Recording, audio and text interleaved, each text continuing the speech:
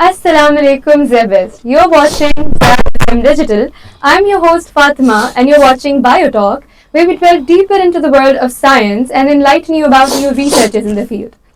We have some special guests here with us who are going to enlighten you about different types of bioreactors. So without further ado, let me introduce you to Hasnain, Adil and Usman. Assalamu alaikum guys, how are you doing? Walaikum salam. Alhamdulillah, fine. How's your day been going so far? It's going good. It's going good. Alhamdulillah. Perfectly fine. It is getting kind of chillier in Karachi, definitely. Yes. I can definitely see that from Hasnain's choice of clothing. So that's nice to see, of course, as a Karachi person, you love the cold when it hits us. So, okay, guys, could you please introduce yourself to our audience? Could you please tell what semester you are here in Zebist and what program are you pursuing? Assalamu alaikum. My name is Hasnain Iqbal. I'm studying in Zabist, doing BS Biotechnology, and I'm recently in 7th semester. My name is Usman and I'm currently involved in Biotech 7th in Zebist. My name is Adil and I'm from 7th semester BS Biotechnology at Zebist. Perfect. So you're 7th semester students. Yeah. That has to be very difficult for you, literally at this point. You are about to graduate in one semester. Inshallah. So how is the feeling of being a senior and about to graduate? लेकिन थोड़ा pressure ज़्यादा बढ़ गया Exactly. Due to FYP और कुछ ज़्यादा ही lab में बैठे रहते हैं एंड वैसे अल्हम्दुलिल्लाह इंशाल्लाह ग्रेजुएट जल्दी हो जाएंगे उम्मीद इंशाल्लाह. तो आप सब बायोटेक्नोलॉजिस्ट हैं, एज जी, यू जी. सेड. तो हमेशा से बायोटेक्नोलॉजिस्ट ही बनना था या बचपन में कुछ और था कि नहीं ये पढ़ना है? डिड यू चेंज फील्ड्स या हमेशा से ही you wanted to pursue something in research? कभी स्पोर्ट्स में जाना था, कभी क्रिकेटर बनना था, कभी जहाज चलाना था, कभी कुछ करना था, लेकिन जो रियलाइज़ हुआ कि कब क्या करना है, तो जब मैं 9th स्टैंडर्ड में था तो मैंने रिकम्बिनेंट DNA टेक्नोलॉजी एक वो था, उस टॉपिक था, वो पढ़ा था. तो उसके बाद मेरा इंटरेस्ट थोड़ा डेवलप्ड हुआ इस जगह में, किस तरह जीन आइसोलेट किया जाता है. उसके बाद मज़ीद मैं यूट्यूब्स वगैरह से वीडियोस वगैरह थोड़ी बहुत खुद ही निकाल के देख लेता था कि रिसर्च की क्या वैल्यू है और आगे कहाँ रिसर्च हो रही है. तो इसी सब को देखते हुए मैंने बायोटेक को परस्यू करना. Perfect. That's actually quite interesting. Anything you'd like to add, Adil? Basically, I was content writer initially, but then there are factors in Pakistan like family pressure and all that. So I was forced to jump into a medical field. That's why there was no option other than biotechnology. But yeah, there was an interest that was later on built up, and that is innovation in different domains like biotechnology, biosciences and public health. So out of these fields, it was biotechnology that caught my attention, and like innovations, research, and a few years back we saw COVID-19, and Exactly. the role of biotechnology is evident before all of us, and they build up and made vaccines and other medications for the benefits of human beings. So that's why I opted biotechnology. Absolutely. That is one of the reasons even I wanted to go into research. And what would you like to add? वैसे तो मेरा interest नहीं है कोई medical की field से, क्योंकि शुरू में तो पाकिस्तान में सारे BBA और MBBS इसी तरह जाते हैं. लेकिन जब मैंने अपने रिसर्च की एडवांसमेंट उस पर, तो बायोटेक्नोलॉजी में काफ़ी बेहतर लगी कि उसमें रिसर्च भी है और आप अपनी पब्लिकेशन भी कर सकते हैं, इसलिए मैंने बायोटेक में आया. Exactly. यही मुझे लगता है हम साइंस स्टूडेंट्स की बात है that we always very eager for knowledge. I always say this कि इसलिए ही हम में से बहुत सारे हैं जो इस फील्ड में आते हैं. So as biotechnologist of course, आपको क्या लगता है बायोटेक्नोलॉजी as a field क्या challenges face कर रही है, especially in Pakistan right now, and even you as students, आपको क्या challenges face करने पड़ते हैं? असल में कहते हैं काफ़ी लोगों को ना इस फील्ड के बारे में पता ही नहीं है. अगर हम किसी को कहते भी ना कि हम बायोटेक्नोलॉजी पढ़ रहे हैं या इसमें हम हो रहे हैं, तो उनको पता ही नहीं कि बोलते हैं है क्या चीज़ है. क्योंकि पाकिस्तान में सबको MBBS या BDS के बारे में पता है कि मेडिकल बस यहाँ तक ही है. इसलिए काफ़ी हमें बताने में होता है. और हम किसी को अपनी मतलब कोई रिश्तेदार भी हमारा पूछते ना कि आप कर रहे क्या, तो काफ़ी कंफ्यूज हो जाते हैं वो कि ये क्या कर कोई नई चीज़ कर रहे हैं. बैठ के अपने पूरे सब्जेक्ट्स बताने पूरे सब्जेक्ट बताने पड़ते हैं. ये बिल्कुल करते ऐसे ही है. हैं. जरूर. तो definitely some great responses we've gotten here, and of course कि अब तो 7th semester के स्टूडेंट्स हैं. जरा कोई मजे की बात करते हैं. कौन सी लैब ने सबसे ज्यादा परेशान किया है? अब 7th semester में आ गए. कोई आपको डांटेगा नहीं, आप बता सकते हैं। आप जेबिस में पूछ रहे जी जी, हैं? जेबिस में कौन सा लैब था किसी भी सब्जेक्ट का which you were like okay I am done with this, I have absolutely nothing else to give to it? इस तरह का तो कोई भी नहीं था, सारी लैब्स अच्छी लगती थी सारी आपको? अच्छी लगती थी। कुछ ज्यादा अच्छी लगती थी ना वो मोलिकुलर बायोलॉजी की अच्छी लगती थी, अच्छा अच्छा, क्योंकि उसमें हमारे टीचर थे वो एक तो काफी अच्छे हैं और वो you can अच्छी give a तरह, shout out to him if you want to. हाँ सर Teachers कलीग तो हैं हमारे हमारे, सारे अच्छे लेकिन हैं, वो अल्हम्दुलिल्लाह। काफी अच्छे हैं। ये टीचर्स तो सारे सारे अच्छे हैं। कॉन्सेप्ट जो है ना वो अच्छी तरह हमें क्लियर करते थे, और उसमें काफी टेक्निक जो थी हमने सीखी है, पीसीआर हो गया, एलाइसा हो गया, तो काफी अच्छा मुझे लगती थी। तो वो आपको सबसे ज्यादा अच्छी लगती Yes. थी। आप लोगों को सबसे ज्यादा अच्छी कौन सी लगती थी? हमने क्वेश्चन ही चेंज कर दिया है। हमने कोर्स पढ़ा था microbiology 1, that was taught by ma'am Asma Bashir, लेकिन उसके बाद वो चली गई थी, शायद जी, पोर्चुगल जी। गई थी। तो वो काफ़ी अच्छी इंटरेक्टिव लैब थी और उसमें सीखने को भी बहुत सारी चीज़ें, जो एक्सपेरिमेंट्स थे बेसिकली वही बहुत अच्छे थे और हैंड्स ऑन एक्सपीरियंस था, तो काफ़ी अच्छा एक्सपीरियंस था। आपका जो पहला क्वेश्चन था कि सबसे चैलेंजिंग लैब कौन सी है, तो वो एज सच ऐसा कुछ भी एक्सपीरियंस नहीं रहा जेबिस्ट में। ऑन दी अदर हैंड हमारा एक्सपीरियंस बहुत अच्छा रहा है यहाँ पे, और सारी लैब्स बहुत अच्छी, सारे टीचर्स और जितने भी लैब में स्टाफ होता है सारे सपोर्टिव होते हैं और हेल्प करते हैं हमें। सो या that's what we see here. vouch for that, definitely. Yeah. बहुत अच्छे होते हैं। Okay, so again 7 semester students, बहुत काम किया है। Have you guys published something अभी तक? Yeah, basically I have published my review article recently and back in November this year, and this article is about microbial applications in various domains like waste treatment and biodiesel production and other applications of microorganisms. So I have published my article, and this is review article, not original research, because I cannot do that. I'm already doing my FYP, ji, ji. so inshallah I will be publishing that one day. But yeah, I've published my review article. So are you guys doing your FYP together Yes, or you are in different groups? Yes, me and Asman are in same group, but Usman is Usman none is other. in अच्छा different अच्छा, group. Yeah. so are you kind of done with your FYP? कैसा काम चल रहा है उसके ऊपर? it almost done. It's almost done. Yes, basically हम लोग क्या कर रहे हैं इसमें ऑलिव्स को इस्तेमाल करके उसमें से ऑयल का एक्सट्रैक्शन कर रहे हैं। ठीक है, पहले हमने क्या किया, मैकेनिकल एक्सट्रैक्शन के थ्रू गए। ठीक है, मैकेनिकल एक्सट्रैक्शन में क्या था कि जो ऑयल की क्वांटिटी है ना वो कम आई। फिर हम लोग एंजाइमेटिक ट्रीटमेंट की तरफ गए। एंजाइमेटिक ट्रीटमेंट से हमें पता चला कि ऑयल की जो तादाद है ना वो बढ़ जाती है। ठीक है, वो काफ़ी हमें इम्प्रूव क्वालिटी का ऑयल मिला, और अल्हम्दुलिल्लाह हमारा एक्सपेरिमेंट अभी चल रहा है और चलता रहेगा। So very like best of luck for your FYP. Inshallah बहुत अच्छी जाएगी. Thank you. That was a very lovely conversation I got to have with all of you, of course. Thank So you. now moving on to the actual topic of the podcast today, of course, bioreactors. Yes. So Usman, could you tell me what a bioreactor is, and just to bring a clarity for the audiences? सबसे पहले तो हमें पता होना चाहिए कि bioreactor है क्या। बायोरिएक्टर एक ऐसी मशीन या एक ऐसा विजल है जिसके अंदर हम कंट्रोल करके टोटली कंट्रोल, जैसे कोई चीज़ हमें चाहिए, कोई बायोलॉजिकल प्रोडक्ट चाहिए, उससे उसके किन किन रिक्वायरमेंट्स की ज़रूरत है, किन किन एंजाइम्स की इसकी ज़रूरत है, उन सबको कंट्रोल करके हम उसको प्रोड्यूस कर सकें या हम उसको मैन्युफैक्चर कर सकें इस मशीन के through. Okay, so Hasnan, while we are talking about bioreactors, are there different types of bioreactors which are used in industries? Yes, there are various types of bioreactor, such as airlift bioreactor, stirred tank bioreactor, photobioreactor, fluidized bioreactor, and one more, packed bed bioreactor. Perfect. So, is there one that is more widely used than the others that you just mentioned? Stirred tank bioreactor is widely used. क्यों? वो ही क्यों? कोई और क्यों?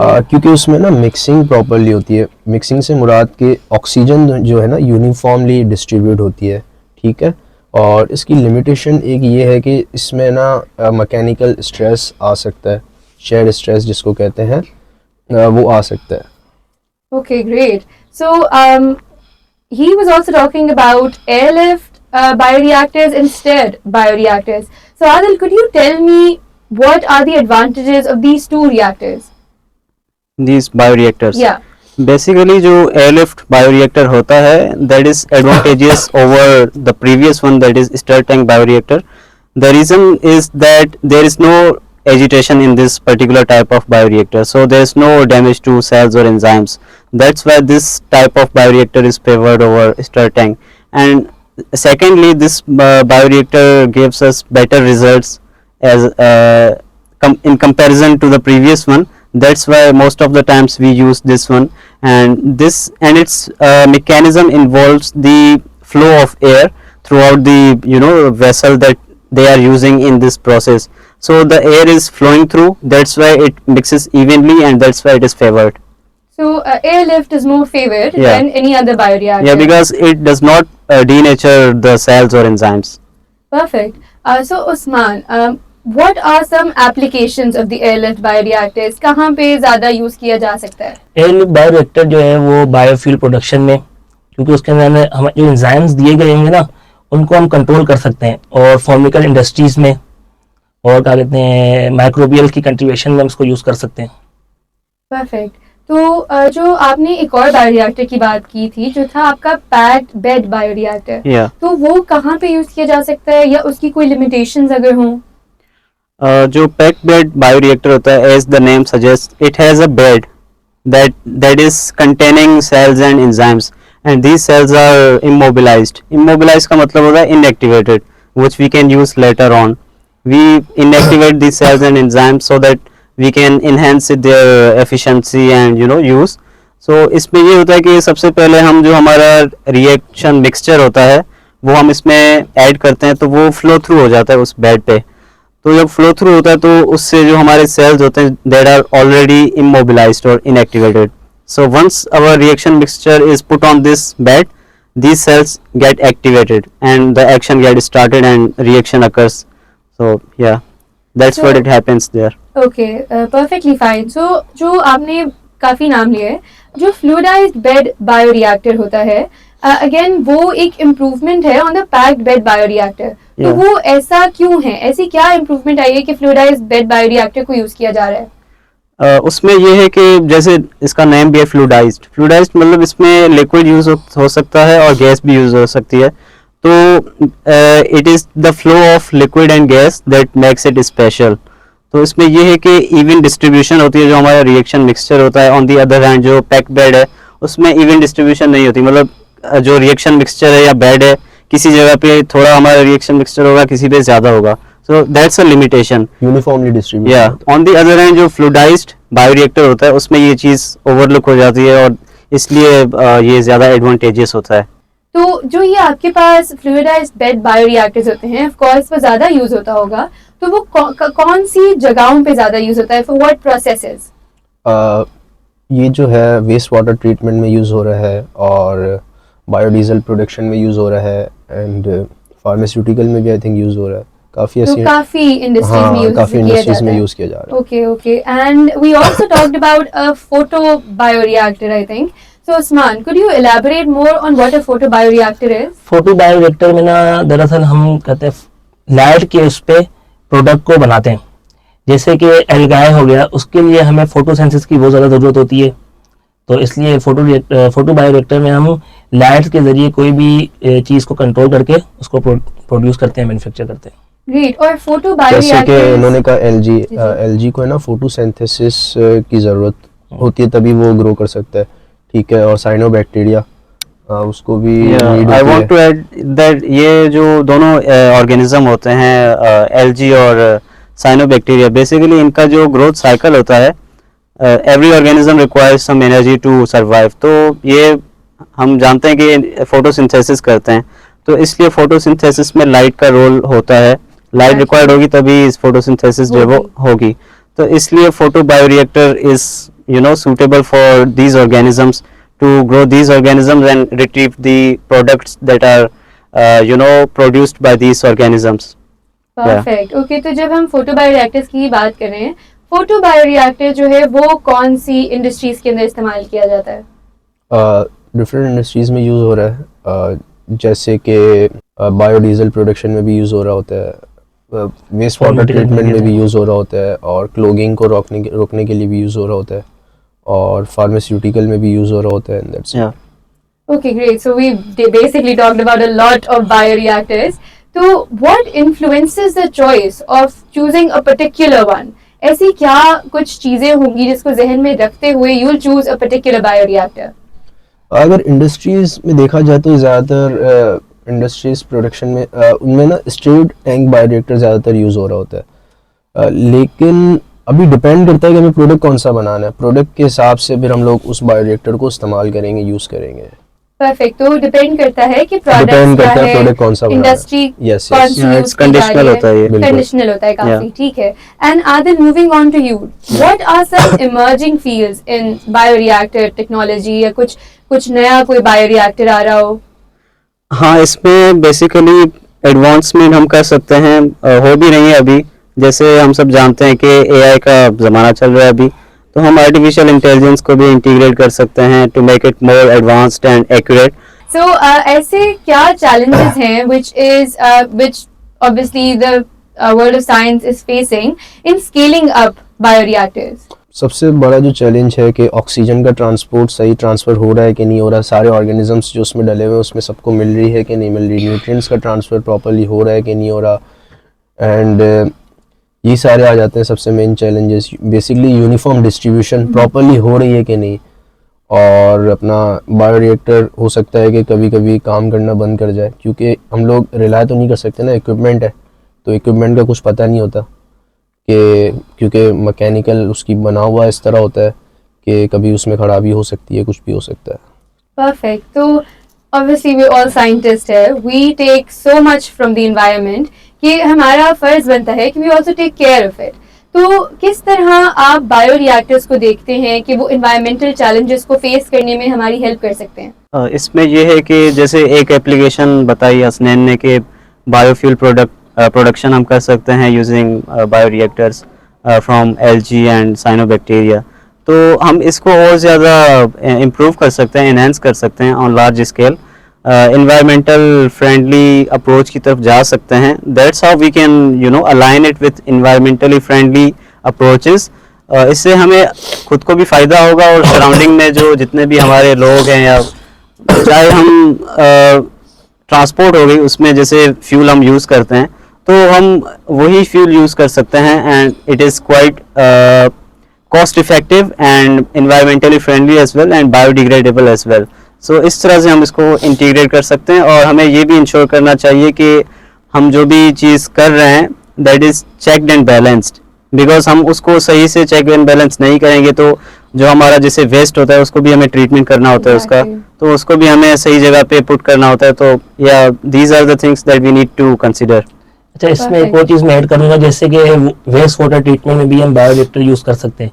जैसे different industries जो हैं वो अपना वाटर जो है वेस्ट कर देती है, उसमें डिफरेंट केमिकल होते हैं जो हमारे एनवायरनमेंट के लिए सही नहीं होते, तो उनको ट्रीट करवा के उन्हें हम अपने आम यूज़ के लिए भी वाटर इस्तेमाल कर सकते हैं बायोरिएक्टर के जरिए। That is something which is very काफी अच्छी आपने बात ऐड की है, क्योंकि as a developing country waste water treatment की पाकिस्तान को बहुत ज्यादा जरूरत है। So that was a very good point.